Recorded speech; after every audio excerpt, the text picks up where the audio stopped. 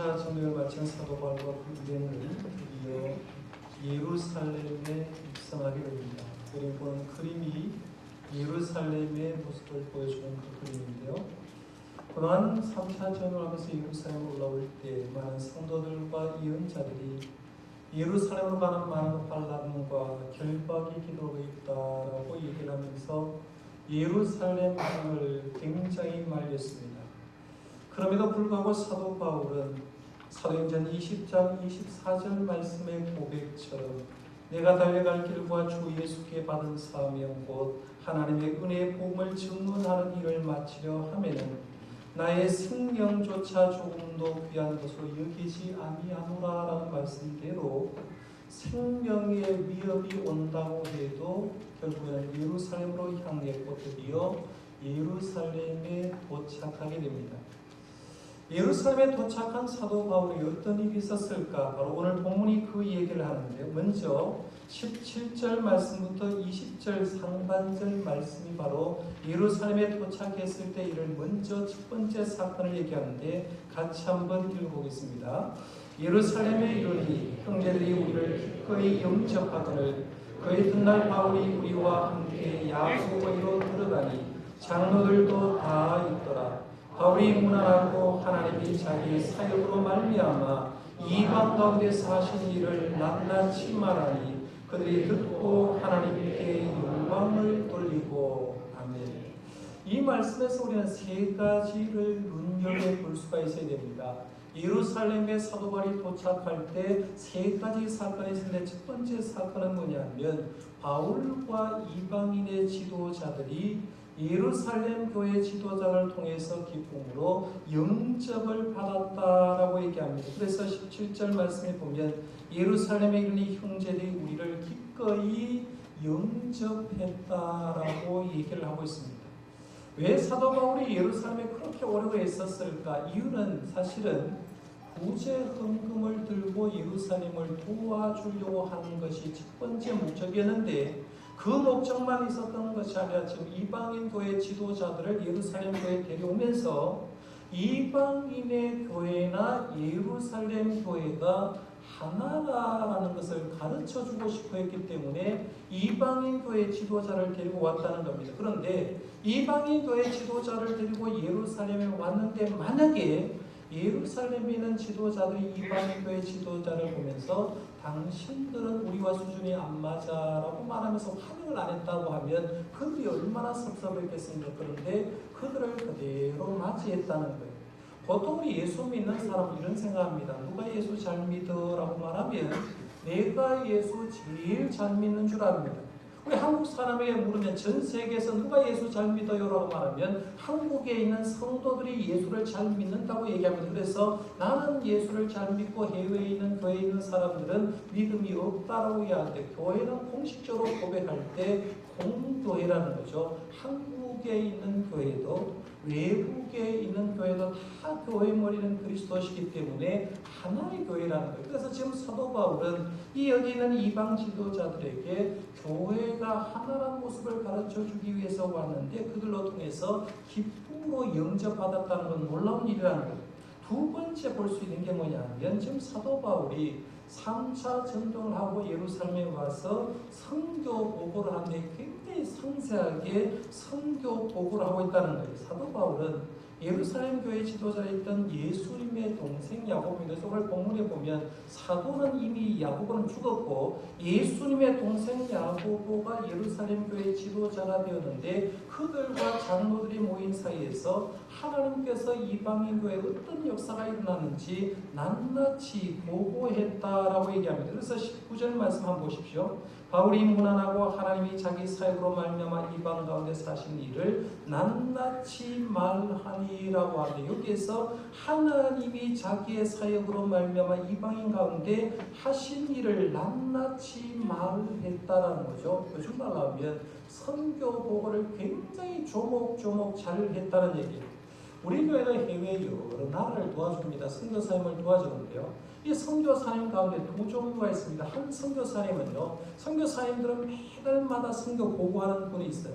최소한 분기별로 한 번은 선교 편지를 써서 내 선교 헌장은 이런 일을 하고 있습니다라고 하면서 우리 교회 선교 편지를 보내는데, 선교 편지를 제가 이메일로 통해서 받고 성도들이 알아야 될 내용 같으면 교회 홈페이지에 제가 올립니다. 그리고 2층으로 올라간 게시판에 보면 선교 편지가 있는데, 그 선교 편지 게시판에 게시를 하고, 그 다음에는 헌금을 한 그 가정에게 선교사가 보낸 편지를 보여줍니다. 그래서 당신 가정을 통해서 구원한 이 사람이 이렇게 사역합니다 라고 말하면서 소개를 해주고 함께 기도하는 걸 보는데요. 이렇게 선교보고를 잘하는 선교사님이 있는가 하면, 어떤 선교사님들은 보고할 줄 모르는 선교사님이 많습니다.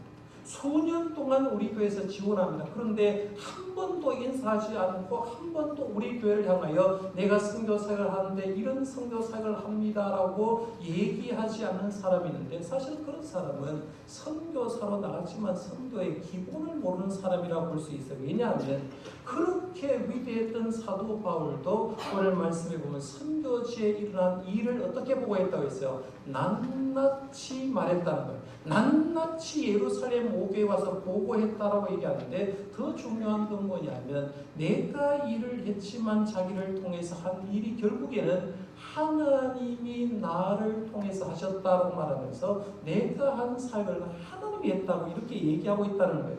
그 다음에 세 번째 우리가 이 말씀을 통해서 볼 수 있는 게 뭐냐면, 선교 보고를 받고 난 뒤에 모든 사람이 하나님께 영광을 돌렸다는 거예요.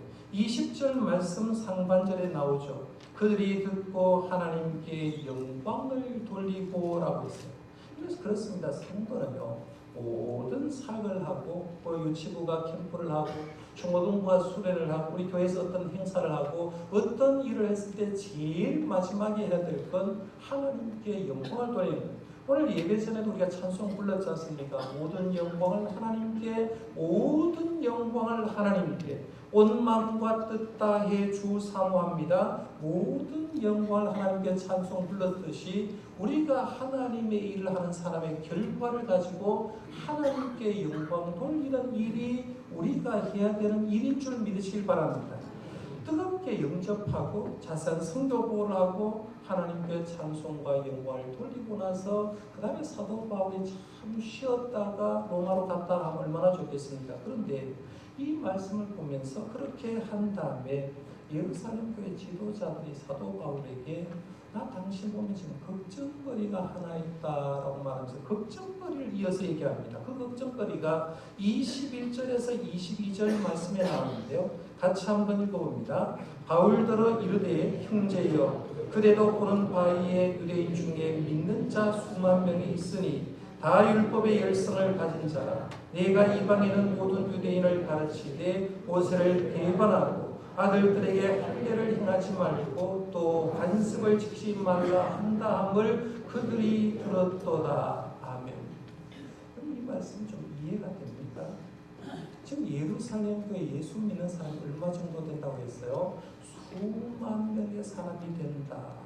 예수님이 십자가에 시국권하신 다음에 불과 한 20여 년 어간 지났는데 예루살렘에는 지금 예수 믿는 사람이 수만 명이 되는데, 문제는 수만 명의 그리스도인이 사도 바울을 향하여 오해를 하고 있다라고 이렇게 얘기합니다.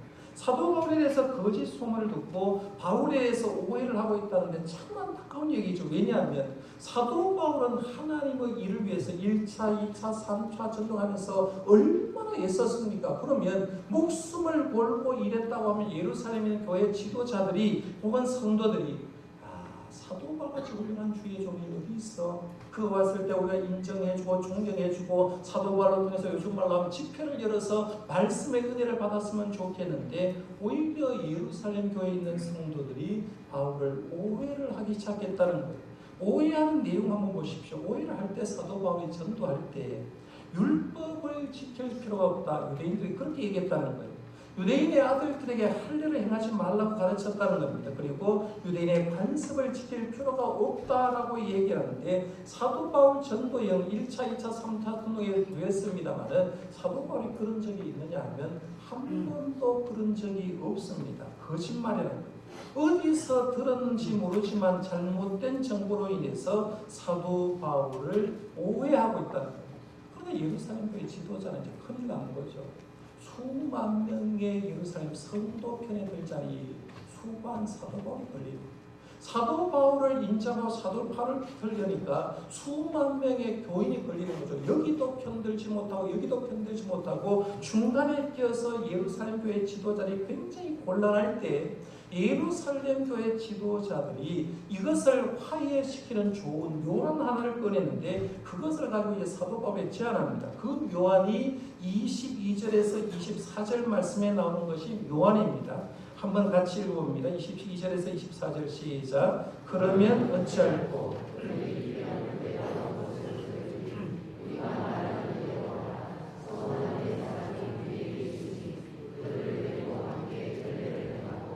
그를 위하여 비용을 내어 머리를 깎게 하라. 그러면 모든 사람이 그대에 대하여 들은 것이 사실이 아니고 그래도 율법을 지켜 행하는 줄로 알 것이라. 아멘. 이해가 갑니까, 여러분? 이해가 가면 참 대단한 사람인데, 여기 이해가 가려면요, 초대교회 서원 제도를 이해를 한 사람만이 이 말씀을 봐야 이해가 가요. 초대교회, 초기 교회 안에 서원 제도가 있었습니다. 요즘도 우리 성전 가운데 서원하는 경우가 가끔 있습니다. 하나님, 내가 지금 아픈데 죽을 병에 걸렸는데 나를 낫게 해주시면 내가 제사를 드리는지 내 몸을 들여서 하나님 일 하겠습니다. 서운할 때가 있죠. 아들을 못 낳는데 지금도 가끔씩 보면 아들을 주시면 그 아들을 목회자로 만들겠습니다. 지금도 서원하는 사람이 있어요. 이런 서원 제도가 초기 교회 안에 있었는데 이런 겁니다. 병을 앓다가 나았을 경우에, 혹은 죽을 고비에서 구원을 받았을 때, 아니면 어떤 큰 손해를 볼 만한 위험에서 하나님의 은혜 가운데 그 고비를 넘기면 하나님께 은혜를 보답하는 심정으로 감사하기 위해서 서원을 할 때가 있다는 거죠. 요 서원 제도는 구약 성경에 나시린 제도를 본받아서 약간씩 수정해서 서원 제도가 있었습니다. 근데 구약 시대에 나시린 제도는 여러분 알 겁니다. 나시린이 되면 세 가지를 금지했습니다. 하나는 뭐냐면 포도주나 독주를 마시지 하면 안 됩니다. 그래서 나시린이라고 했을 때 포도주와 독주를 마시면 안 되고, 두 번째는 머리에 칼을 대서는 안 됩니다. 삭도를 대면 안 됩니다. 우리 여러분들이 옛날에 보면 사무엘 선지자의 그림, 어릴 때 그림을 보면 알겠지만 사무엘이 서원하고 하나님의 일을 했기 때문에 머리에 삭도를 대지 않아서 머리가 마치 여자들 머리처럼 되어 있잖아요. 그게 머리를 대지 않아, 손을 대지 않았기 때문에 그래요. 그 다음에 세 번째 이 서원을 할 때 나시린은 부정한 것에 손을 대면 안 됩니다. 아버지가 돌아가셔도 아버지의 시신에 손을 댈 수가 없었습니다. 시신에 손 대면 부정하기 때문에 그런데요. 이게 구약 성경 나시린 제도의 금지사항인데, 이게 초기 교회에서 서원을 했을 때 조항이 약간 변하는데요. 첫 번째는 초기 교회에서는 서원을 할 때 30일 동안에는 술과 고기를 먹으면 안 됩니다. 그래서 술도 마시면 안 되고 고기도 마시면 안 됐습니다. 그 다음에 두 번째는 처음 시작할 때 7일과 마지막 끝낼 때 7일은 머리를 깎아야 됩니다. 아까 나시린 제도를 할 때는 머리를 깎으면 안 된다고 했는데, 초기 교회 안에는 처음 시작한 7일 동안 마지막 마칠 7일은 머리를 깎도록 되어 있습니다. 그 다음에 세 번째 8일째가 되면 번제와 화목제와 소제를 하나님께 드려야 되는데, 이 제사를 드리는데 드린 비용을 하나님 앞에 감사의 예물로 드리면서 이 서원을 마치겠다는 겁니다. 오늘 본문을 이해하려고 하면 세 번째 규정을 잘 알아야 됩니다. 서원자가 머리를 깎고, 그리고 마지막에 제사를 드리고 헌금을 드림으로 인해서 서원 제도가 마쳐지는데, 그 제도를 알아야 오늘 본문에 이해가 가는데요. 이런 겁니다. 지금 교정하서 예수교회 지도자들이 이런 얘기하죠. 당신이 율법을 잘 안 지킨다고 얘기를 하고 있는데, 지금 수만 명의 그리스도인이 당신을 오해하고 있는데, 당신이 서원하는 모습을 보여주라는 거예요. 그 다음에 당신이 서원하는 모습을 보여주면서, 그 다음에 성도들 가운데 서원을 하고 예배를 드리고 헌금을 해야 되는데, 헌금 드리지 못한 성도가 있거든. 4명 정도의 돈을 지불해 주라는 거예요. 한번 들어보세요. 초대교회에는 그런 성도가 있었다고 합니다. 돈이 없는 성도에게 대신 돈을 돈 있는 사람이 대납하게 되고 그 사람이 교회 안에서 인정받게 되고 칭찬받게 되는데 그런 일을 좀 하라라고 얘기를 하는 겁니다. 그래서 사도 바울이 그런 제안을 하는데 여러분 같으면 이 사도 바울이 제안을 받았을 때 사도 바울이 이 제안을 과연 따르는 게 맞냐 아닌가 한번 생각해 볼 수가 있고요. 우리가 바울이라고 하면 이런 제안을 과연 할 수가 있겠냐 한번 생각해 보는 겁니다. 왜냐하면요, 이 제안은 받아들이기 쉽지 않은 제안이었습니다. 왜냐? 지금 사도 바울은 혼자서 예루살렘에 온 게 아니라 이방인 교회에 누구하고 왔다고 했어요? 지도자들하고 예루살렘에 왔어요. 예루살렘에 온 이유가 뭐냐면 예루살렘 교회나 이방인 교회가 하나 된 모습을 보여주려고 왔는데 지금 예루살렘 교회 지도자가 얘기를 하는 게 뭐냐면 당신 율법 지키는 걸 좀 보여주라는 거예요. 당신이 서원 제도를 행하고 하지 못하는 4명분의 분량의 돈을 지급해줘서 지금 부정적인 생각으로 가득 차 있던 예루살렘 교회 성도들의 생각을 부정해서 긍정으로 바꾸었으면 좋겠다고 얘기할 때 사도 바울이 그 말을 듣는 순간 누가 시험 들겠습니까? 이방인 교회 지도자가 실망하는 거죠. 왜냐하면 당신도 우리에게 전도할 때 사도 바울이 전도할 때 예수 믿으면 이방인은 예수 믿음으로 구원받았다고 했고 율법을 행할 필요도 없고 할례도 행할 필요도 없다고 얘기하였고 예루살렘 교회 오는 순간 당신 변해가지고 율법을 지킨다고 하면 당신은 어떻게 신뢰합니까? 라고 말하면서 사도 바울의 지도력이 내려갈 수 있다는 거예요. 그런데 오늘 말씀을 쭉 보니까요, 바울은 고민 끝에 지도자들의 결정을 따르기로 결정하고 실행해 온 겁니다. 26절 말씀 한번 볼까요? 26절 같이 한번 봅니다. 바울이 이 사람들을 데리고 이튿날 그들과 함께 결례를 행하고 성전에 들어가서 각 사람을 위하여 제사를 드릴 때까지의 결례 기간이 만기된 것을 신고하니라. 사도 바울은 예루살렘 교회 지도자들의 중재안을 수용을 합니다. 왜 그 중재안을 수용했고 이 할례 예식과 그 다음에 그들의 결례 기간에 있는 것을 순종했는가를 보면 두 가지 이유를 찾아볼 수가 있어요. 하나는 뭐냐면 예루살렘 교회의 평화를 위해서 그것을 수용했다라고 볼 수가 있습니다. 사도 바울은 자신과 함께 온 이방교회 장로들 앞에서 약간 오해를 받을 망정 예루살렘의 수만 명의 교인들이 자기 때문에 어려움을 겪었다 하면 그들을 시험에 빠지지 않게 하기 위해서 예루살렘 교회의 평화를 위해서 자신을 희생했다라고 이렇게 보시면 됩니다. 그럼 교회 생활하실 때 이 점을 명심해야 됩니다. 특별히요, 교회는 중직자 여러분, 장로님, 안수집사님, 권사님들은 이 점을 철칙같이 해야 됩니다. 뭐냐 하면 교회에서 가장 중요한 게 뭐냐라고 하나를 딱 꼽으라고 하면 교회의 평화라고 얘기할 수가 있어요. 하나님은 우리가 일하지 않아도 중요한 건 교회가 평화만 주어지면 하나님은 그 교회를 부흥시켜주는 줄 믿으시길 바랍니다. 그런데 우리는 이런 생각하잖아요. 목회를 해보면 가끔씩 교회를 사랑하고 열심히 많은 사람일수록 자기 주장이 강한 사람이 있어요. 어떤 일을 하자고 합니다. 그럼 어떤 일을 하자고 했을 때 회의를 하고 결정해야 되는데 자기가 하자라고 하는 일을 교회에서 안 받아줄 때가 있죠. 당회에서도 안 받아주고 재직해서도 안 받아줄 때가 있다는 거예요. 그러면 그 주장이 관철되지 않을 때 어떤 사람은 화를 내는 사람이 있어요. 어떤 사람은 회의를 하다 뛰쳐나가는 사람도 있어요. 어떤 사람은 그 사람은 심지어는 교회를 이탈해서 내 말을 안 들어주는 그 교회에 나는 다닐 수 없다고 하면서 교회를 떠나가는 사람이 있다는 얘기예요.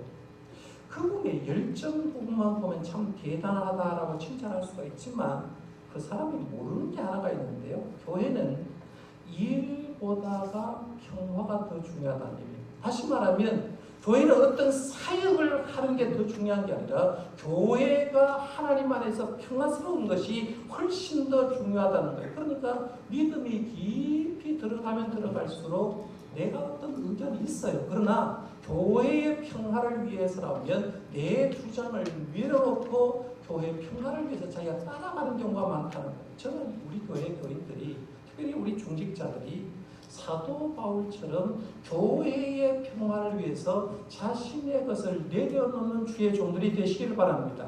그것은 내 성경으로 교회가 아름다워지면 되는 거죠. 그 다음에 두 번째, 사도 바울이 왜 예루살렘 교회 지도자의 권면을 받았냐고 하면 사도 바울의 목회 철학 때문인데요. 유대인들을 구원하고자 하는 열망 때문에 그래요. 사도 바울의 목회 철학이 뭐냐라고 물으면 고린도전서 9장 19절에서 22절 말씀을 읽어보면 되는데요.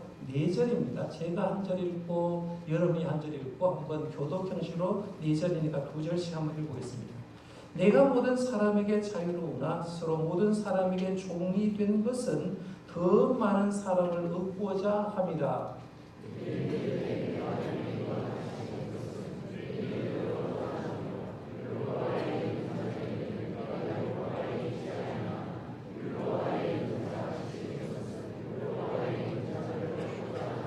율법 없는 자에게는 내가 하나님께는 율법 없는 자가 아니요 도리어 그리스도의 율법 아래에 있는 자이나 율법 없는 자와 같이 된 것은 율법 없는 자들을 얻고자 함이라.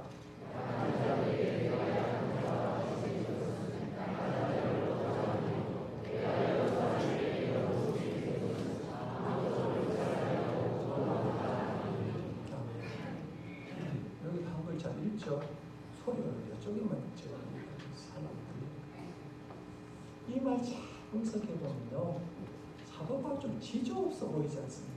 유대인에게는 유대인처럼 되고 이방인에게 이방인처럼 되고 할례 받은 사람은 할례 받은 사람처럼 됐고 할례 받지 못한 사람이라 할례 받지 못한 사람처럼 되었다고 말하면서 지조가 없는 사람처럼 보이는데 강조하는 말이 뭐냐면 나는 아무쪼록 한 영혼이라도 구원받는다고 하면 사람들이 나를 지조 없는 사람이라 할지라도 어떤 환경에 내려가서도 나를 통해서 구원만 받을 수 있다고 하면 그렇게 하겠다는 그런 경우가 나옵니다.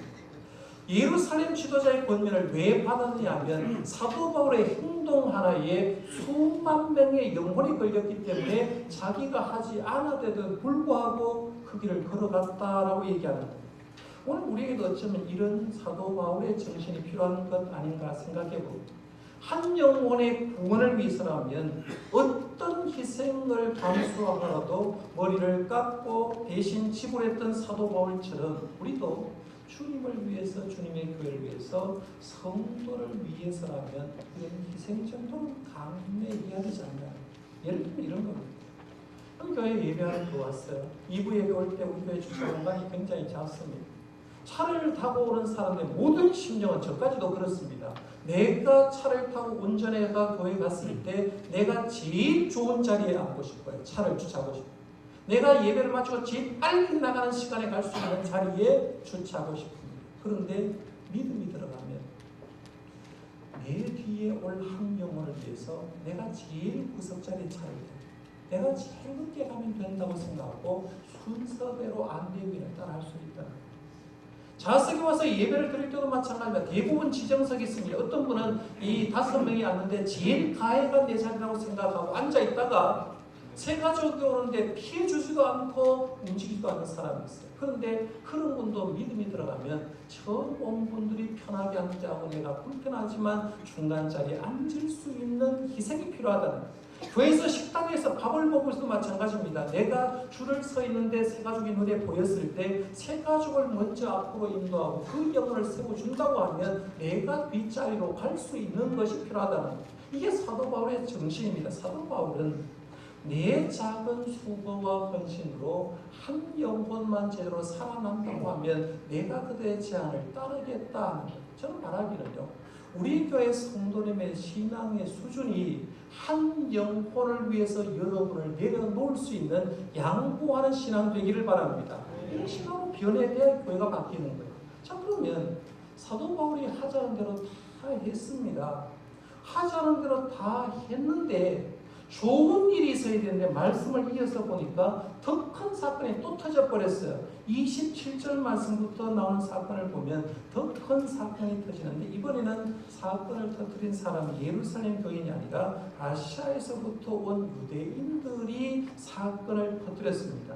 27절, 28절 말씀 이제 마지막입니다. 같이 한번 읽어봅니다. 그 일에가 그의 참에 아시아로부터 온 유대인들이 성전에서 바울을 보고 모든 무리를 충동하여 그들을 붙들고 외치되 이스라엘 사람들아 보라. 이 사람은 각처에서 우리 백성과 율법과 이것을 비방하여 모든 사람을 가르치는 그 자인데 또 헬라인을 데리고 성전에 들어가서 이 거룩한 것을 더럽혔다 하니. 아멘. 여기 보면 아시아에서부터 온 유대인이라고 얘기했어요. 사도 바울을 지금 괴롭히는 사람이 아시아에부터 온 유대인인데 이 사람은 예수 믿는 사람 아닙니다. 우리가 사도 바울의 전도를 보면서 사도 바울이 전도할 때 유대인들이 핍박하기 시작했다는 거예요. 사도 바울은 어디에 가든지 유대인이 핍박해서 핍박한 때문에 도망가서 선교지를 옮겼다는 걸 배웠는데요. 이들 때문에 선교지를 옮겼고 우리가 알듯이 사도 바울은 돌로 맞아서 실시 루스드라 같은 경우에는 죽기 일보 직전에 갔습니다. 계속 옮겨 다녔습니다.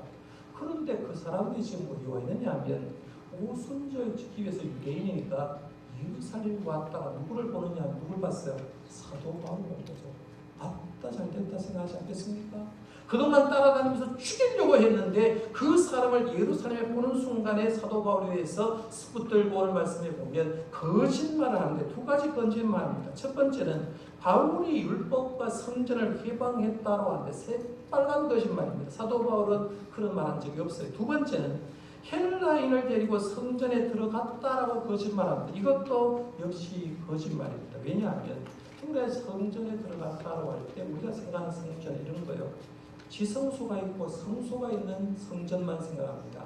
그런데 예루살렘 사람들은 이런 거예요. 성전에 지성소에는 대제사장만 들어갈 수 있고 성소에는 일반 제사장만 들어갈 수 있었습니다. 그러니까 이방 사람들은 이방인의 뜰 마당까지밖에 못 갔어요. 그 다음에 이스라엘 남자들은 이스라엘 사람들만 들어가는 이스라엘 뜰이 있었는데 지금 사도 바울이 성전에 이방인들 헬라인으로 들어갔다는 말은 이방 사람들이고 이스라엘 사람들이 들어가는 이스라엘 뜰에 들어갔다고 얘기하는 거예요. 그런데 들어갈 수가 없습니다. 왜냐하면 당시 이방인의 경계의 뜰에는 팻말 하나가 붙었어요. 팻말 내용이 이런 팻말입니다. 요즘도 물에 빠집니다. 들어가지 마세요. 어디 가든지 팻말 붙여 있는 것처럼 이방인들의 경계 팻말이 이런 팻말이 있었습니다. 어떤 이방인도 이 경계를 넘어 성소와 현관으로 들어오지 못한다. 만약 어기는 자는 자신의 죽음에 대하여 책임을 져야 된다. 이 당시에 로마가 통치할 다시인데요. 이스라엘은 사형 집행권이 없었습니다. 항상 로마 총독이 누굴 죽여라고 해야 죽일 수 있어요. 그런데요, 이스라엘 사람이 죽일 수 있는 자리가 하나가 있어요. 어디냐 하면 이스라엘의 뜰에 이방 사람이 넘어오거나 로마 사람이 딱 넘어오는 순간에 이건 종교법에 의해서 누구든지 이방 사람이 넘어오고 로마 사람이 들어오면 로마 사람이라 할지라도 그 자리에서 죽일 수 있었습니다. 그러니까 유대인의 뜰, 이스라엘 뜰에 헬라 사람이 들어간다는 건 말도 되지 않는 거예요. 오늘 본문 말씀에 보면 이 에베소 사람 드로피모와 사도 바울이 시내에서 함께 걷는 걸 보면서 이 유대 사람들이 거짓말로 이 사람이 하나님의 뜰에 왔다라고 거짓말합니다. 두 가지 거짓말을 듣고 군중들이 흥분하기 시작합니다. 마치 스데반 집사를 죽일 때하고 똑같은 현상이 벌어집니다. 스데반을 잡아가지고 성 밖으로 끌어가서 돌로 친 것처럼 사도 바울을 성 밖으로 끌어가서 돌로 쳐 죽이려고 성 밖으로 끌어내게 됩니다. 유대인들이 선동했고 예루살렘 기독교에 동참했어요. 누가 죽이려고 했느냐? 동족들이 죽이려고 했어요. 그런데 유대 사람이 죽이려고 했는데 말린 사람이 하나 있어요. 그 사람은 로마 사람입니다. 오늘 말씀해 보면 예루살렘 치안을 책임졌던 로마 군대 참모장 클라우디아 루시아가 성전에서 소동 소리가 난다라는 걸 듣고 군대를 파견해서 급히 사도 바울이 죽기 일보 직전에서 구출해내는 장면이 오늘 말씀의 마지막에 나오고 다음 주에 이어질 말씀으로 연결되는데요. 그 이후의 내용은 다음 주에 생각하도록 하겠습니다. 오늘 여기까지. 우리가 오늘 본문을 통해서 두 가지 정도 생각해 봐야 됩니다. 예루살렘 교회 사도 바울이 일접했다는 사건하고 교회 평화를 위해서 사도 바울이 고집을 꺾었다. 교회 고집이 있는 분들 잘 생각해 보십시오. 내 한 사람의 내려놓음으로 교회가 살아가고 내 한 사람의 내려놓음으로 하나님의 나라가 확장되는 그런 삶을 저와 여러분들도 살아갈 수 있기를 바랍니다.